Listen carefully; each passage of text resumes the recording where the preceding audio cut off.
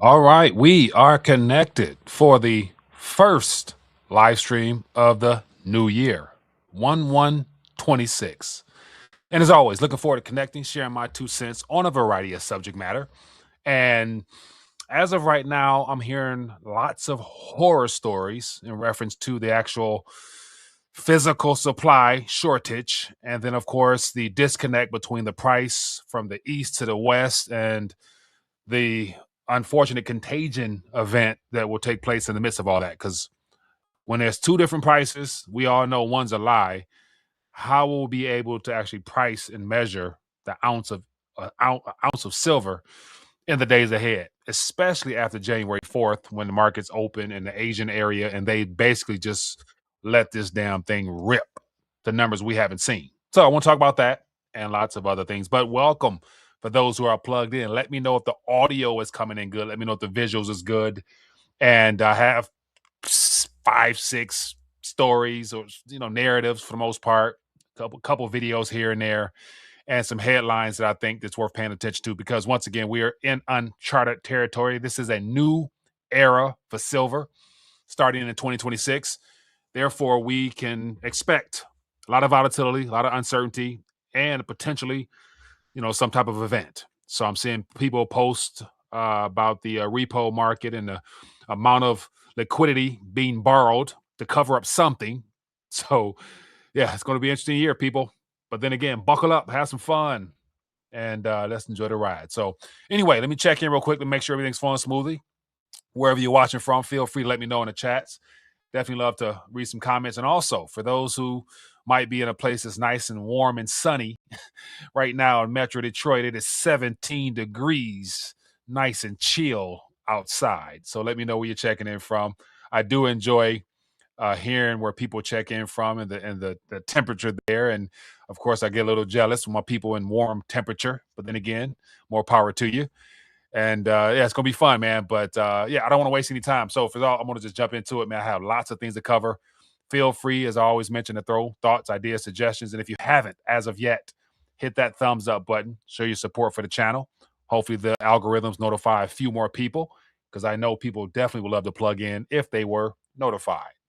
And so hit that bell as well. So let's just jump into it. So for those who have not, never know who might be new, want to continue to remind people, if you haven't, test your silver IQ. 15 quick questions make a world of difference to open up your knowledge bank towards monetary literacy, as I call it. And of course, this year, there's going to be more people than we could have imagined inquiring about silver. And because you are awake and aware, I consider it your responsibility to continue to encourage people to think outside the box, take matters into their own hands, be proactive and not reactive as we move forward in this year. Because outside of all the events that will unfold, it's going to be a lot of opportunity for those that have a plan and know how to execute their plan to the benefit of their family, friends, and things of that nature. So definitely want to continue to remind people of that. So links in the description. Check it out if you guys are interested.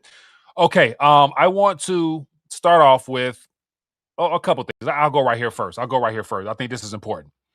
And so here we have what I consider to be the wealthiest known fiat holder sharing his 2 cents on this current silver surge, silver repricing, silver era that we're entering into. And when I saw this, I'm like, man, okay, this kind of flew by my radar. So I want to definitely touch on it because it'll set up everything else we're going to talk about here. But we have Elon Musk, who is the Einstein of this era, supposedly, and everything that he's building requires silver. And so you better believe if the wealthiest fiat holder is conscious of the silver activity, then every other tech company, tech guru, manufacturing industry, you name it, are also aware and trying to make provisions to be able to secure silver in particular moving forward because there can be no robotic and AI revolution without silver. And of course, there will be silver to be had. It's just a matter of what price. And you better believe he has first dibs on probably the cheapest metal sources. And it's good to say if he hasn't already, I would be willing to bet that he's taken some of those billions that he has and he's already secured some mines somewhere through some type of subsidies or not subsidies, but set up subsidiaries that he owns to make sure that he is able to supply himself with silver. So you better believe it. A lot of billionaires are already buying up all types of operations to secure theirs, to get ahead of the currency race that's going to be happening in the silver game. So just something there. But I'll actually want to touch on that in a moment. But there's a couple other things I want to make sure I dive into before I move there. And so I came across a post. Let me grab it. I have lots of posts, so let me just jump into this one right here. Not wasting any time. So, some of the things that going to be. So I guess some headwinds from the Western lies when it comes to the spot price. We all know it's a supply issue that the West can no longer supply. Therefore, the spot is irrelevant, and the Eastern Hemisphere is driving the narrative. But come as of right now, rather as of today, first day of this new year, we have this situation right here that's going to definitely kick in, and I believe it's going to become obvious on the 4th, Sunday, when the markets open up in Asia. And it says China suspends silver exports tomorrow. So that was yesterday, referring to today, as the world, let me get myself here, as the world's number 2 producer. This move takes 13% of the global silver supply offline. So think about this. If we're already experiencing a supply crunch with just the combating narratives of the Eastern price and the Western price and the futures market unraveling right now in real time, imagine reducing the current crunch by 13%. So you factor that into the price out east. I anticipate come Sunday, markets closed, I believe, before the holidays there at $81 or $82 an ounce when you convert from renminbi to the dollar. Imagine 90 equivalent of $90 easy come Sunday market open. And I'm going to be paying attention to this. I might even live stream just to, see if I'm correct or in a ballpark, because it could be more or less. But imagine when the markets open in Asia, it's going to be evening here, and it go from 82, what is what the benchmark closed on the other day. And if it shoots through 82, 85, 86, 87, 89, like literally we see these 10% increments that I'm talking about taking place in Eastern Hemisphere. What do you think is going to happen come Monday? I would imagine Monday here in the U.S., or as the LBMA opens in the European area, they're going to probably have a triggering event where they're going to have to hit the switch to keep the price surge from instantaneously leading to some type of default type events on the contract side. And then come early morning here, when the market's open in America, there might be a second trigger where they have to just halt things, or it's going to be an event like the last one we had where, what was it? One of the servers caught fire or something like that. And we know how that, we know what that was designed to cover up. So you better believe, as a result of the activity from out east, there's going to be an event and to divert attention off of the price surge. Because could you imagine markets closing Monday morning in Asia at $95 an ounce, and over here they're still trying to pretend that it's in the 70s. So imagine right now the spot difference is about $10 ish, give or take. Can you imagine them trying to cover up a $20 difference? Like, that's how ludicrous things could be. And of course, this is all speculation, but given the past couple of days of intense pressure on the Western Hemisphere when it comes to the futures, and the bullion banks that are short right now, that people suspecting are the ones tapping the repo market to the tune of 75 billion in a single day, that spells crises. We're going to have to wait and find out. But one thing is for sure, the continual demand for physical will be like we've never witnessed. And this is where it becomes a problem here in the Western Hemisphere, because I want to share with you a video real quick from a fellow content creator and people who actually go into the bullion stores and bullion dealers or whatnot, and they share their actual stories. And of course, I've been trying to track as much as I can the actual People just literally walking into bullion stores, coin shops, buying everything because of the concern of being left out at a price that is somewhat reasonable. Because literally, it's a matter of how much fiat do you have disposable to be able to acquire in relation to how many ounces can it purchase. And so the average person, we know, and this is the problem. This is one of the things that's going to be is going to be issue this year. We already know that here in the U.S., majority of people may not have what is it, $1,000 or something like that of readily available emergency cash. And so imagine people who are now reprioritizing their spending to actually go get involved with silver. And so literally on my side, people, a lot of, my family, friends know what I do as far as, trying to educate people on the monetary side of things. And, when I speak with family members and they like, Mike, what's going on? I'm like, well, oh, damn, here comes the retail. Because people I've been trying to encourage for years to get physical have been very slack and slow to take precautionary measures. And my primary reason for even mentioning it was that you need insurance against your fiat currency. At the end of the day, this is, silver gold, just a tool, a wealth preservation tool. But yet, because of the territory we're entering into, where it's an outright currency crisis we're experiencing, and all nations are experiencing the same thing. Because if gold or silver are the benchmarks that we use to measure relative value of anything, then fiat is underperforming severely. And I actually want to share something with you real quick here, because I posted it before on social media, but now I'm gonna share it with you. And so I have, yeah, okay. So as much as I don't want to rant, I kind of have to get all this stuff out. But let me share something with you real quick here. Okay. So I'm gonna share. I sent a screenshot in a text message to some family members to show them what this past year has looked like when it comes to those that have solely been reliant and dependent upon saving in fiat when measured against silver. So let me put this on the screen here. So literally, I sent a screenshot out of a yearly recap of just silver measured against fiat. And so literally, this is the last year on the screen here. And it looks a lot worse when you do it from a cell phone, where it looks like just a steep drop off. But here you have the actual USD measured against silver over the last year. And it is a continual decline of what I consider to be relative purchasing power. So had a person acquired silver when it was at the top there, you would have gained more fiat purchasing, fiat, nominally speaking.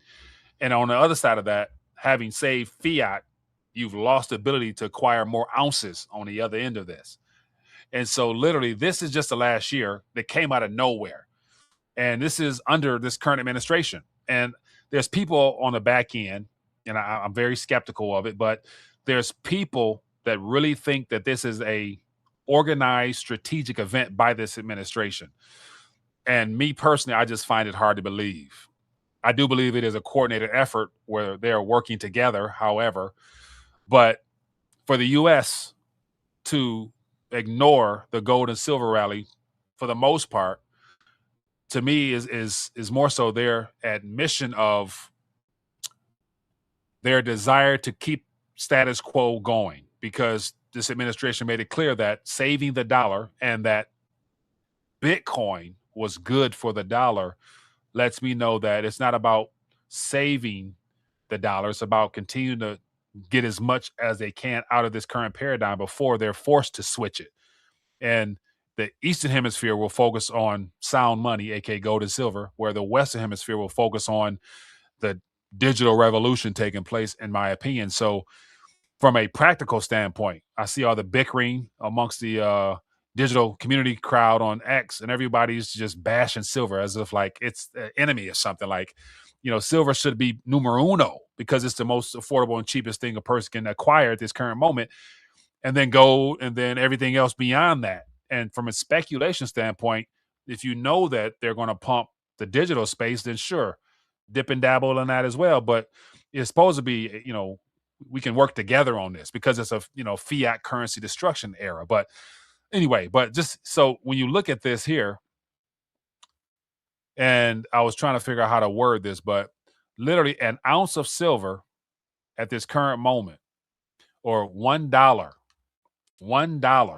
a single Federal Reserve note, when measured against a portion of value or weight in reference to silver, the US dollar literally looks like it's at 0.01% of a piece. I what do you say, like a certain weight?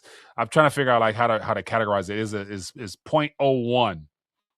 That's how much. So with $1, you can acquire 0.014 of silver. And so I'm trying to, figure out, like, is that, would I categorize that as a weight, or is that just a percentage of an ounce, or a percentage of an ounce? But to think that prior to the Federal Reserve being created, when a dollar, when an actual fiat dollar, let me see it. So I'm trying to find my because I have a Morgan silver. So I have a silver. Let me see, where's that? I don't know where I have it, but I have a silver Morgan dollar, and I have this dollar here. So to have both of these dollars here, to think that you go back, before the Federal Reserve, the third central bank was created, you go back and you have a silver Morgan dollar and you have a Federal Reserve note. To think that they were one for one, meaning that you would redeem this, take it to the bank, they'll give you one of them, or vice versa, to where now this piece of paper here, although it's changed in its look, but in relative terms of what it can purchase, that same Morgan silver is like $80 now, $90 now. And so that's the reflection of that 0.01. Like literally, it's you acquire way less weight when priced in these things here. And it's just the beginning phase. We're just in the beginning innings. So yeah, there's just something there. But let me get into some more things here. I have lots of stuff to touch on. Let me go back to my screen here. Let me actually just play. I want to play a video, and hopefully it comes in good. But this is from Silver Dragon, and he posted this on. This is a little clip that he posted on Facebook, and it's about this coin shop here basically being drained. So I'm going to play this, and you should be able to hear this, but listen to this. Yesterday was a whole nother level. Yesterday was borderline panic buying. I tried to source some Buffalo rounds, and I said to Adrian, this one company, Adrian, wants $89.90 for a generic Buffalo round. That was dealer wholesale price. $89.90. Adrian, this is it. Funny enough, it's the Engelhart. One last ounce of silver, and you know what I want to do? Yeah. I want to buy it. I'm getting the last ounce of silver in the shop, bro. All right. So Buy think about your that. gold and silver Think about online that. from S. There are coin shops around the country where they have been drained, literally drained. And so, out of curiosity, I would be curious to find out from those that are plugged in, or who watching the replay or whatever. Have you experienced or witnessed anything of that nature, where you've went somewhere and your local coin shop is like, "Hey, we down, or we can't sell this much," or they put restrictions on what they'll be willing to sell, and admit that, hey, because of our supply being short, we're going to have to charge more, and therefore you can get what you want, but you're going to pay more if you're going to walk out the store with it. And to think that that's how 2025 ended, where, as I mentioned the other day online, depending on where you go, they had different spot prices. Therefore, their different spot prices reflected in the actual premiums that they will put on top of the metal. Therefore, when it's go time to check out, you had to pay a different price, more than likely. And that's how 2025 ended. So how do you think 2026 will actually start after January 4th, when we go into a new era of silver, where there's going to be a disconnected world of how to actually gauge price? And that's the part where it's going to be interesting, because we've never witnessed anything like this.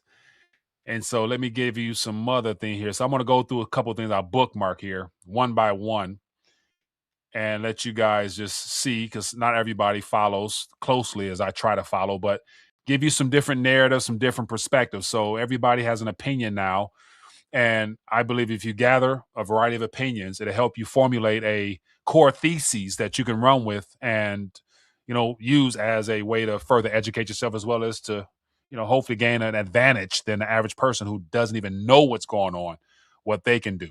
But here we have here's something from Hansa Cerna. I don't know nothing about 10,000 followers. And so he has here. So yesterday there was a repricing and surprisingly not downward in line with the COMEX price, but upward instead. And availability is still nothing to write home about either. And so it says here $101 per ounce. Silver don't care about the COMEX. And so this individual here, I would assume this is, not sure what language this is, but this is a online dealer. And it could be, I don't know, it looks like a Scandinavian language, but from where he took a screenshot from to highlight the price difference from the spot price we're given to what you actually will pay when you check out and converting it into that currency. That's kind of what they're looking at over there. So, yeah, the disconnect. Then here we got another one here. It says, this is from Silver Trade. It says, London silver lease rates rise to 8.5%. It says, don't look now, but silver leases rates are spiking again. And of course, when the rates spike, that's a sign of internal conflict to where they're literally trying to shake out weak hands and force people to have to close out some of those contracts rather than continue to use margin and leverage to, establish their position. So it's getting costlier to manipulate within the system. Here we got the physical silver in Japan near $130 an ounce. Western futures is 71. It says this is the cheapest verifiable Mercari listing after FX conversions, as the physical market is pricing something very different from the paper market. And so here's just some screenshots, and I was reading through the comments here because that price sounded kind of, absurd. But then again, depending on what country you're in and the availability of the distributors to actually acquire physical, once again, as I mentioned the other day, it's the bullion dealers are going to be the actual market makers for those who want to walk out of their store or have something sent to them online. They're going to be the final.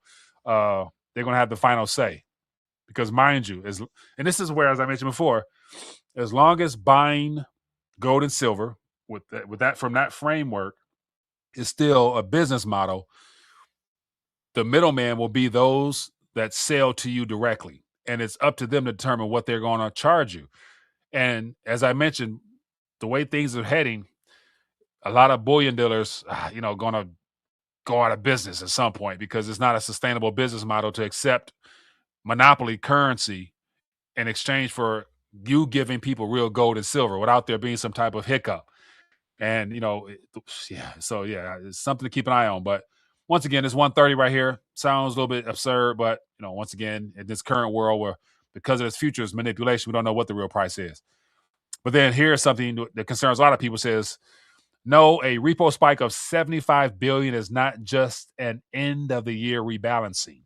And this is that surge. And of course, as you can see, every surge on here happened to coincide with an event. So a surge is an indication of a current event under the surface, but then within a short period of time after the fact, it becomes widely known what that event was. And if you just use any type of previous surge on the screen, we all know what happened during those events. We all know. And so give you more insight here. Here is that same graph here that just shows that something is taking place. So literally, we can from what we're witnessing here, we can tell that there's an event unfolding. We're in an event. But then again, it's a matter of like, how will this event unfold, and what would it look like within the government? How will the government respond? Because right now, we're knowing that the banks are in a little trouble, so they're having to do some repo overnight, which is a 24-hour lending window, whatever. But the fact that it's picking up speed to end 2025, what do we expect in 2026? Well, the Fed's going to have to cut even more drastically. We got the whole Federal Reserve changing of the guards. We got a new person coming in soon enough. And then we have $7 trillion from our government that's due So therefore, our government's going to go on a spending or borrowing binge. At the same time, there's going to be some type of packages put together. This just all this to me spells emergency relief, because as you look at all the previous blue surges, the result of those were packages put together by our government to save the day. And so you go back to Lehman Brothers, we know we got, the introduction of quantitative easing with, the TARP and, QE1, 2, 3, and everything else that came about. Then, of course, during the health situation, this current administration put out, 1 or 2 packages. And then the previous administration, Biden, put out 1 or 2 packages. That was about 4 packages. And I mean packages like, let's borrow 2-3 trillion to try to, kick the can further.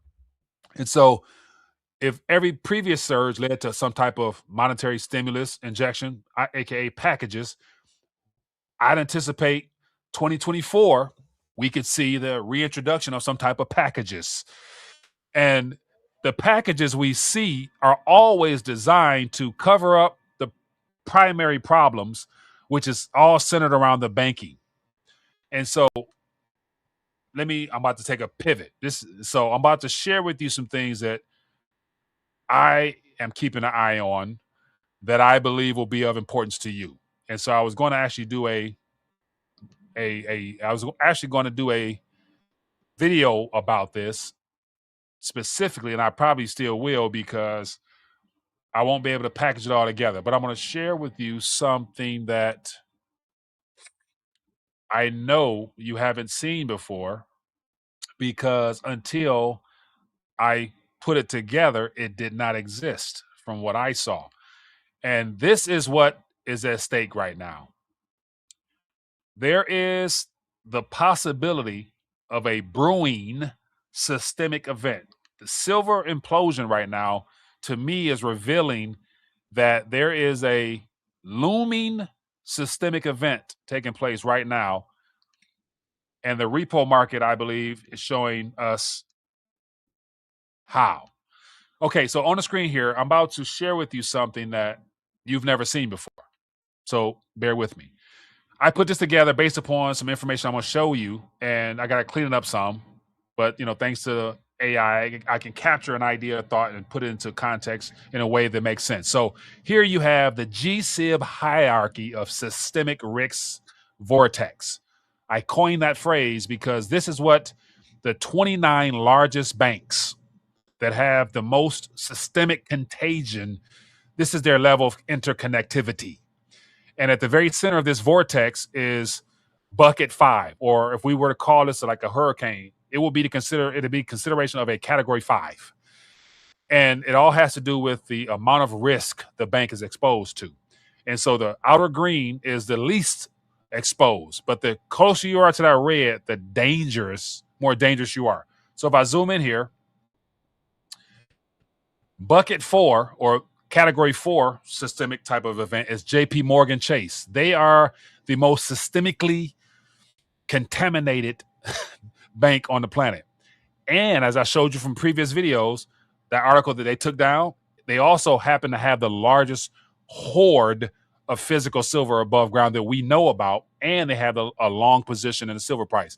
So I believe if there's a systemic event centered around JPMorgan Chase, whether it be derivatives, the banking issues, or whatever, the silver hoard that JPMorgan Chase has, or reportedly has, once repriced, will be enough physical collateral to make sure that they as an institution will be whole. And what do I mean by that? I've been ranting over this subject matter for years now. And as I mentioned before, at the end of the day, the global systemic important banks will be consolidated to a very, very, very, very low amount. Every banking event, there's always banks that go out of business, and they're sacrificed intentionally because there's a concentration of power into the hands of the few. And so if JPMorgan Chase is the most risky, then you have tier 3. It's Bank of America and Citigroup, HSBC, and another one. And then if you go out further to bucket 2, you have other banks mixed in with a lot of Chinese banks. And then when you go to far green, you have other banks that are lesser risk. And you say, okay, what is this visual aid showing us? I will show you exactly what it is. This is a chart that I believe everybody will be paying attention to sooner or later. So if you go to the FSB.org, which stands for the Financial Stability Board, they are the body of individuals that are in charge of keeping an eye on, as it says here, 2025 list of globally systemic important banks. And so they work behind the scenes to try to keep and capture the amount of contagion that exists within these banks. Contagion simply it's spelled out here: higher capital buffer, total loss absorbing capacity, resolvability, and higher supervisory expectations. So these are some of the metrics that they use to categorize these banks. And so they work with all, the BIS, all this. I can give you the whole rundown. They've been charged to keep list of the systemic nature. So that visual aid I put together came from this. And so in November, they put out a new list of the systemic nature of banks. And category 4, as I mentioned on the screen here, it's a 2.50% chance of it spilling out to become a event that other banks have to deal with. Then you got Bank of America, Citigroup, HSBC, Industrial, and so right on down the list. So the lower you go, the less risky. But these are 29 of the most systemically important banks on this planet. And so you have Chinese banks mixed in here as well. So this is just not a U.S. event. Whatever happens in the East will flow out west, and whatever happens in the west will flow out east because they're interconnected. So these are the most dangerous banks on the planet. The reason I mention this is because if I mentioned before, JPMorgan Chase, they've secured themselves by having the largest physical silver hoard, and they are the long, so they're prepared to win in the futures as well as in the physical. So if they have a total amount of, say, 400 something million ounces physical in vaults, once that's repriced, just pick a price. Say if it went to $1,000 an ounce of silver. If JP Morgan's really sitting on where they own in their custody 400 million ounces, that's $4 trillion of liquidity of capital that they now have to reassure themselves if in the reset. I think all of this is about physically positioning for the reset and the restructuring of the monetary system. We know gold. We don't know what China has in gold, but clearly I believe they have the largest stockpile. JP Morgan, from what we know, has the largest stockpile of silver. That's the U.S.'s insurance policy, because I believe, as I go back to this graph here, in the consolidation of all banks, we're going to witness, say, if there's 29 systemic banks, if there's an event that just goes widespread and this vortex just sucks in everything as far as the destruction of capital, then majority of these banks won't exist, i.e., the great financial crisis and all the banks that went out of business or were merged, or, JP Morgan came in and bought like all types of banks for pennies on a dollar. Like, this is the type of event that could unfold in the future. And it's going to be a matter of how much weight do you have in your vaults, because all the paper products and all the paper services that they built, that's a part of the systemic risk that they are monitoring right now. And so at the end of the day, these 29 banks globally, after this event unfolds, I believe we're going to be down to, say, 5, 6, because most of these banks will be sacrificed because they are banks that are no longer necessary, or they'll be consolidated and further captured into a more manageable banking structure for after the reset. And so this is just my thesis, but this is what I wanted to present to you guys, because once again, it's good to say you haven't seen it from this way, reference this from this point of view as well. And so that's why I believe silver is a systemically important thing right now. And so to piggyback on that, let me share something with you that you may or may not seen that highlights more of why this repo market could be really, really, really big.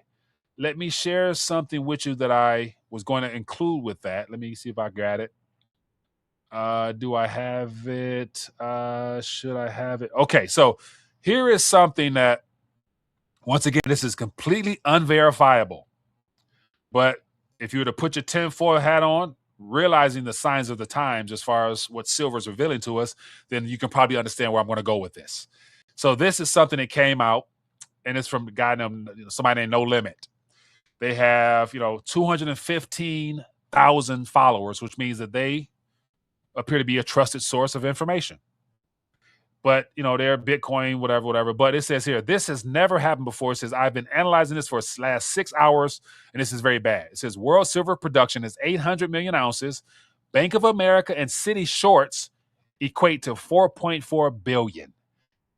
And so, stop right there.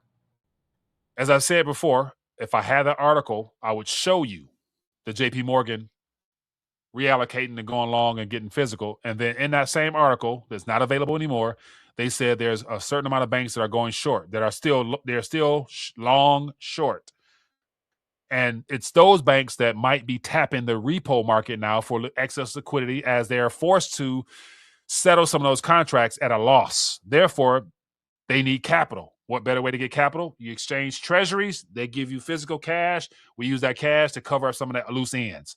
That's why I believe the repo market activity will increase, because they're helping to pay out some of the losses that they're taking from these silver contracts. So, what's most notable here is what he speculates.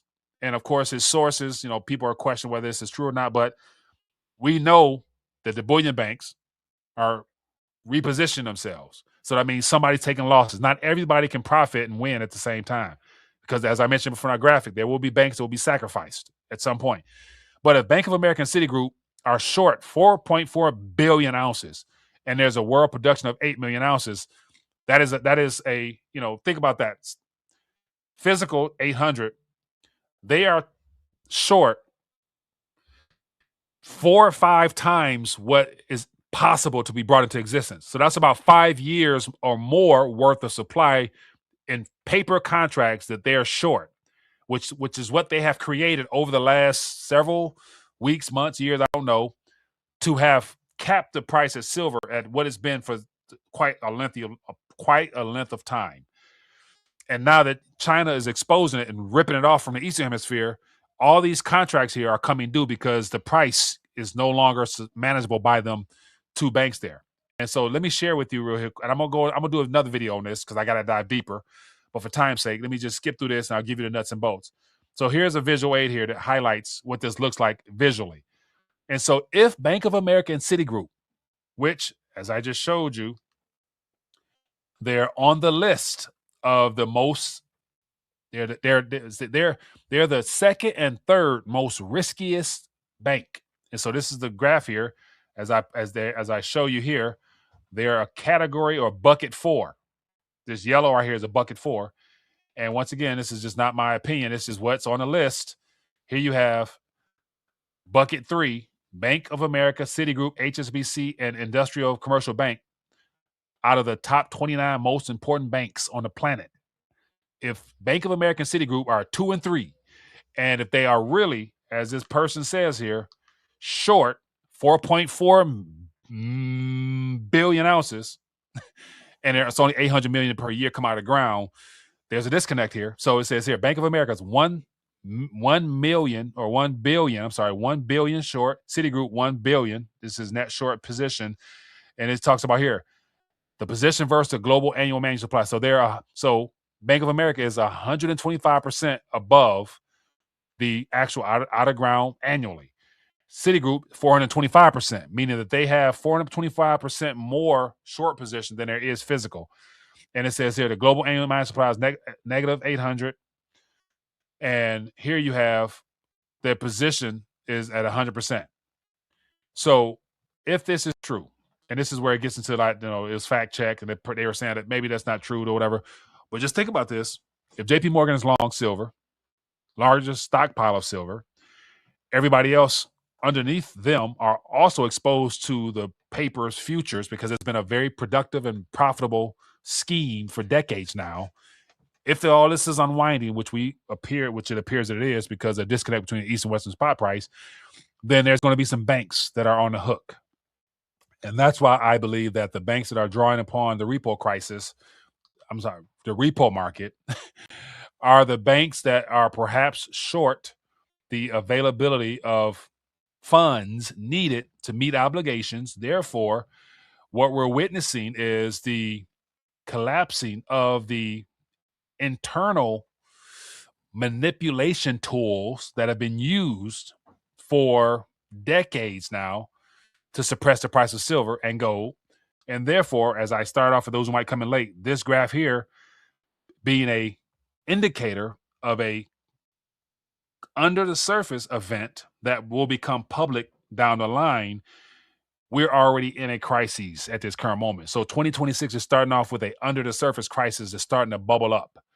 And after the previous two crises that we experienced, Lehman Brothers and the health situation, the end result was monetary measures that equated to trillions upon trillions being brought into existence through the term packaging, aid. So if Lehman Brothers resulted in QE 1, 2, 3, 4, TARP, and all types of other packages, COVID resulted in packages, then what do you think is going to happen with this current event in 2026? They're going to cut substantially the Fed funds rate to provide liquidity so the government can create packages, i.e., they'll call it like the Refinance America Act or whatever, and trillions will be brought into existence. So if you look at the amount of trillions that were brought into existence, let's just think about the scale of trillions that will be needed. If Lehman Brothers resulted in the Fed's balance sheet, so let me just for those who might be new, you never know. But once again, I just I'm a nerd for this stuff because this is history in the making, people. This is something that we could have never have imagined having been a part of, but here it is. Let me find the actual okay, so let me give you the big boy view. So if every event that we saw from the repo market resulted in packaging, i.e. trillions being brought into existence, let's go back to this. This is that first surge that I just showed you. So here we go. So this Lehman Brother moment, this is that first surge. So we look at the amount of currency that was created. So from the moment we were told it was a recession, in November of 2007, it was, let me just zoom in here. So there was $879 billion on the Fed's balance sheet, meaning that they had taken in a certain amount of treasuries and given out the equivalent in digital and paper dollars. By the time we hit full crisis mode, there was the peak. There was 2.1 trillion. So from under 1 trillion to 2.2 trillion, and then from that point on, more trillions. And so by the time we were done with QE, so it's like QE 1 and 2, 3, maybe 3 here. There was less than 1 trillion in existence to 4 trillion on the Fed's balance sheet. So that's about 3 or 4 trillion. Okay. For the first crisis. The second crisis, we were at the balance sheet of say coming down QT was happening. They couldn't do it. System broke in September 2019. Then 5 months later, we got a health situation. So from 4.2 trillion, we got all the way up to 8.9 trillion. So that's 4. So we got 2, 3 here, 4 here. And of course, that's just the surge. Then QT here. And so literally, if we are right here where the Federal Reserve got their balance sheets down to 6.5 trillion. So heading into 2026, if everything I'm putting together makes sense, and if it comes to fruition at the smallest amount, meaning that an event, the government steps in with some type of package, the package results in interest rate cuts, and then it comes into monetizing debt. So we're gonna go from 6 easy. So we got 3, 4, double that. I'm saying 12. So we're going to go from 6.9 off this chart here to about 12 or so trillion. That's just phase 1 of emergency emergency injection into the system to cover up the stuff happening underneath the surface. And if that is true, you better believe we're going to see prices and things that we could never imagine before. Gold and silver will be at valuations that don't make sense to the human eye. And then the stock market would also be at numbers that we can't mention, because literally that is the last hoorah of the currency. The Federal Reserve note will be done. The Federal Reserve note will be done because everybody will realize the problem is this, and the flight to safety will be like never before. Every and anything you look at on the screen will be at a price because the currency is done. And then we get into the rebuilding phase I hinted at earlier, where those that in the institutional level that sit on the largest piles of physical, tangible wealth will be the ones that be able to sit at the table and have a say so. Just like we know whoever holds the most gold call the shots. So if China holds the most gold, we suspect JPMorgan holds the largest silver stockpile, and say gold and silver go, as I always like to point out to people who, never know who might be new, but I like to keep an eye on the gold to silver ratio, because that is a way that I believe we will get a more equalized price metric for the value of gold and silver when we're talking about them items outside of USD terms. And so right now it's 60 and dropping. So if China has the largest gold hoarding and JP Morgan has the largest silver holdings, I can imagine that JP Morgan and our government working together to reassure some type of capital structure where we can still have a seat at the international table. Because once again, you can't sit at the table if you're sitting on debt, and nobody going to accept U.S. liabilities. We got treasuries or bonds. No one's going to willingly want to hold Federal Reserve notes anymore, and or the digital representations. So you're going to need something physical to be able to sit at the table on an international scale. And trade will cease because nobody can trust nobody until there's some type of recalibration of the system, and weight and measurements will be of importance. While the West try to stick the world with, digital IOU nothings by creating this false illusion that everybody's racing to get Bitcoin. Like, what can Bitcoin do in a world where everybody needs tangible, physical wealth from the ground? And so this is what I believe the future looks like as far as the repricing and restructuring of the monetary world order. And it looks like silver is telling us where the things are heading. And as far as tokenizing metals, I see somebody mention about tokenizing metals. I believe that the institutions, the banks, the ones that are still around after the shakeup, they will use tokenization as a way of building the next tier of capital and financial instruments, because the banks aren't going nowhere. Governments exist at this current moment to support the globally systemic important banks. We will have a consolidation of globally systemic important banks, but JP Morgan was here in the beginning. They're going to be here in the end. JP Morgan is a part of the Federal Reserve. Like, don't forget that there's a certain amount of globally systemic important banks that are shareholders of the Federal Reserve, and JP Morgan being number one, is a shareholder of the Federal Reserve. So they're not going nowhere either. So it's just amazing how, as more, I believe, truth surfaces, we're able to filter through and see possible scenarios. I could be 100% off, or I can be partially close to having connected the dots, which puts people who are paying attention in a better position than having not heard any of this. Because what it boils down to is, how physical are you? How much real tangible wealth do you have now? And how much can you maintain through this restructuring? Because governments will get stingy. They're going to want to tax everything. They're going to take property, because ultimately you can't have a reset unless you increase government's control and power and try to minimize and make even smaller the populace and make them more dependent upon the government. So there will be UBI. There will be a digital credit score. All the digital stuff is going to still happen. It's going to be the best time to do all that. Just like this previous health event was the greatest time to set up the infrastructure. 5G towers, cameras everywhere. That was the infrastructure being set up.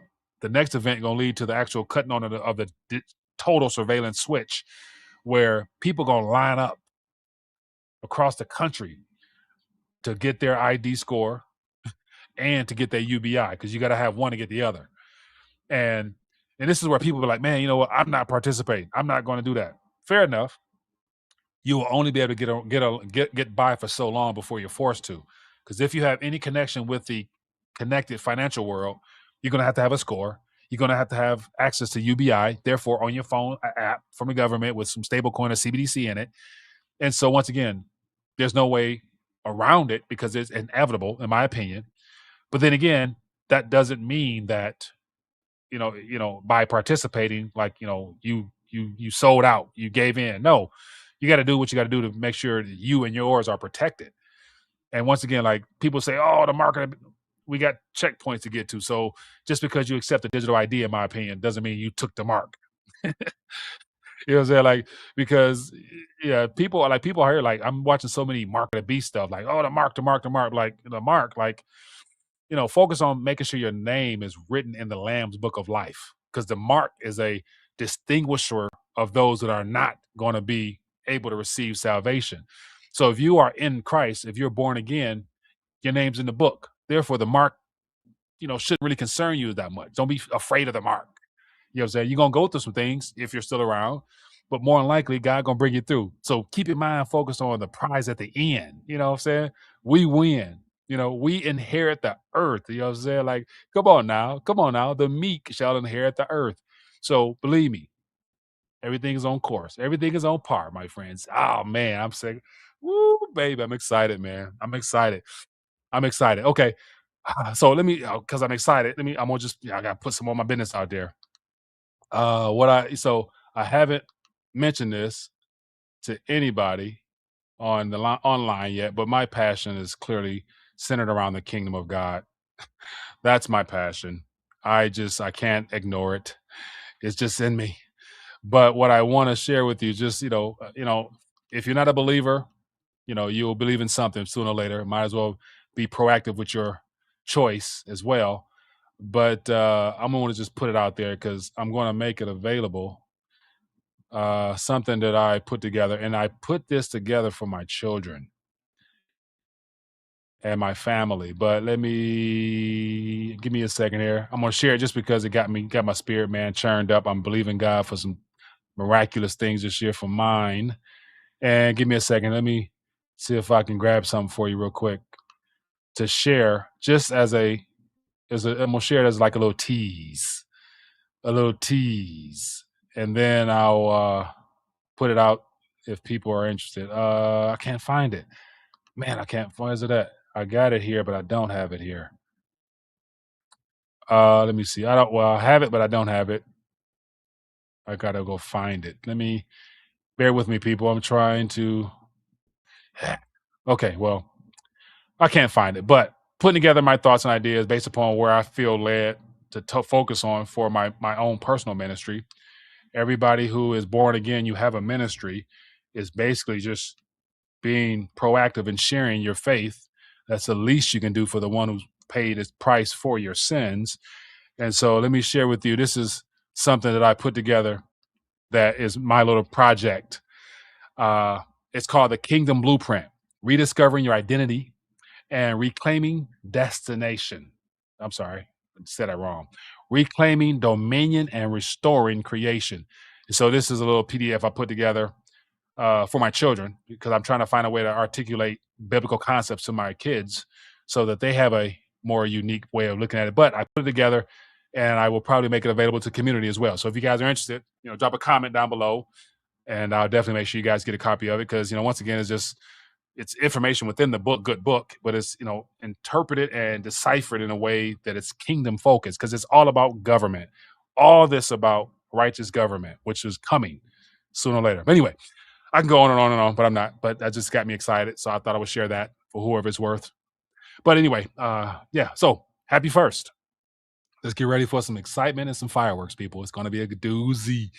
But anyway, that's all I got. I put together a lot of stuff in here, and definitely there's nuggets. There's some perspectives in here that I know you may not have seen before. This is where I rely upon you as members of the community. Share this, hype this. I see people now can hype videos. You can hype stuff, like meaning it'll thrust it up a little bit so more people can discover it. Take this, share it with family, friends, give them something to think about, have them prove it wrong, and then come back and share the facts with me. And I definitely love to be, proven wrong.